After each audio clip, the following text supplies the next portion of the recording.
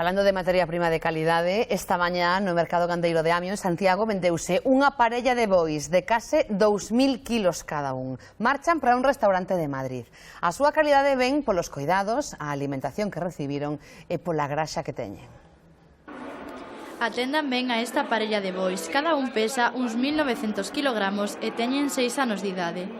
A súa calidade ven dada pola forma en que foron criados, cun método tradicional que consiste en alimentalos principalmente de millo e dedicarlles moita atención.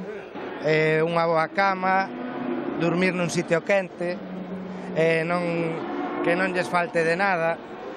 Despois a alimentación, a base fundamental foi o maíz. Todo o que eles comeron, eles colaboraron para sembralo.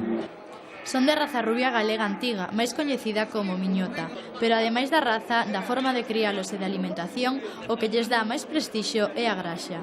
Canto máis amarela e máis cantidade, mellor será a calidade.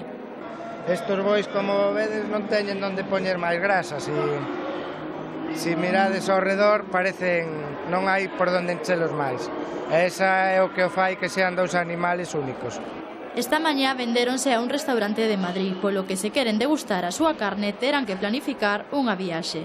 Alí poderán comer unha costeleta de aproximadamente 1,8 kg.